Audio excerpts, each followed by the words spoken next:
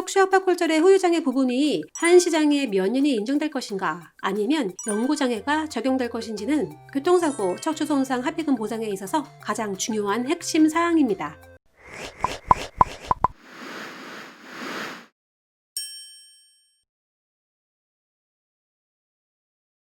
안녕하세요. 콩당콩당 보상이야기입니다. 하루에도 수백 건 이상씩 셀 수 없이 많이 발생하고 있는 교통사고. 하지만 근래에는 예전에 비하여 교통사고 발생 빈도나 피해자의 상해 정도도 중상해가 아닌 경상해에 해당하는 경우가 대부분이라 할 것이고, 그러한 현상들을 살펴보면 단속 카메라의 확대와 도로 규정 속도의 저하 등의 교통법규 강화, 그리고 현재 출시되고 이용되는 자동차의 편의성 및 안정성 향상과 더불어 차량 운전자들의 높은 법규 준수 및 인식의 변화가 매우 긍정적인 이러한 현상을 만드는 것이라 하겠습니다. 그러한 교통사고들의 내용을 살펴보면 1주 미만에서 3주 정도 입원이나 통원 치료가 필요할 수 있는 타박상, 내진탕, 요추나 경추의 염좌 등이 대부분에 해당합니다. 하지만 이러한 경상사고와 별개로 우리 몸의 기둥인 척추에 골절이 발생한 경우라면 어떻게 될까요? 단순 골절이 아닌 척추 몸통이 주저앉은 척추 압박골절이 발생한 경우라면요. 좋아요, 구독은 저에게 힘이 됩니다. 좋아요, 구독 부탁드릴게요.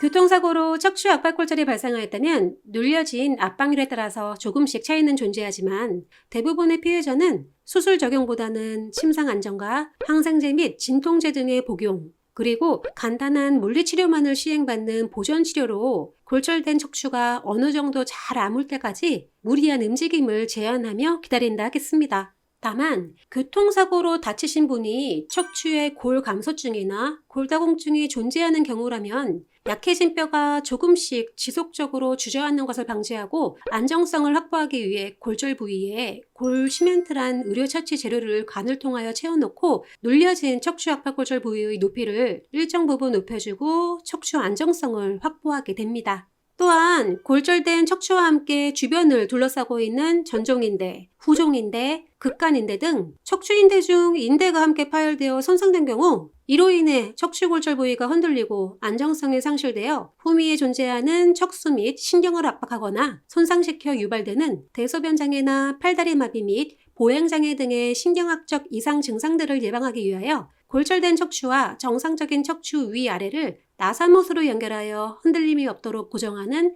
후방 유압술 등을 받게 된다 하겠습니다.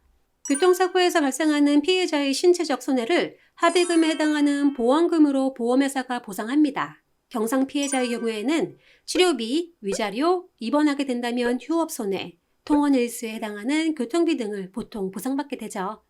하지만 피해자가 앞서 설명한 척추압박골절이 중상해에 해당하고 후유장애가 인정되는 경우에는 간병비 인정과 위자료의 산정 기준이 달라지고 상실 수익액이 산정 및 적용되며 수술을 받은 경우 수술 흉터 부위에 대한 성형 향후 치료비 등도 보상받을 수 있다 할 것입니다.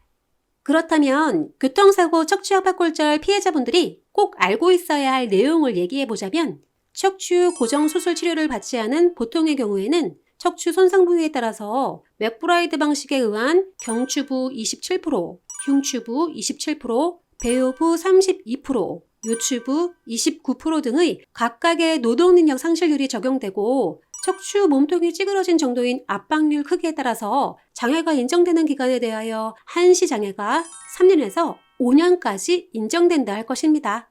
다만 신경 손상 및 척추 불안정성에 의한 유압술을 받은 경우에는 대부분 영구장애가 인정되고 척추 압박률이 50% 이상에 해당하는 경우는 한시장애와 영구장애 사이에서 분쟁이 발생할 수 있겠습니다. 척추압박골절의 후유장애 부분이 한시장애 몇 년이 인정될 것인가 아니면 영구장애가 적용될 것인지는 교통사고, 척추손상 합의금 보상에 있어서 가장 중요한 핵심 사항입니다. 왜냐하면 가동연한과 별개로 일반적인 경우 합의금 보상 항목 중 가장 큰 부분을 차지하는 상실 수익액이나 일실 수익액의 산정 범위에 직결되는 사항이기 때문입니다.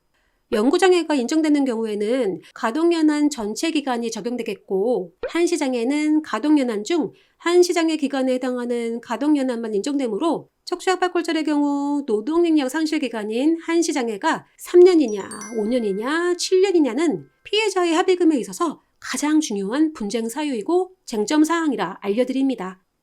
오늘은 교통사고에서 발생하는 척추압박골절 합의금 보상에 있어서 피해자분들이 꼭 알고 챙기셔야 하는 핵심 사항을 언급해 보았습니다. 항상 얘기 드리지만 자신의 권리는 본인이 찾으셔야 한다는 점 잊지 마시고 그 권리에 대한 로드맵에 대해서는 콩당콩당 보상 이야기가 함께 해드리겠습니다. 오늘도 시청해주신 여러분 감사합니다. 다음에 또 만나요.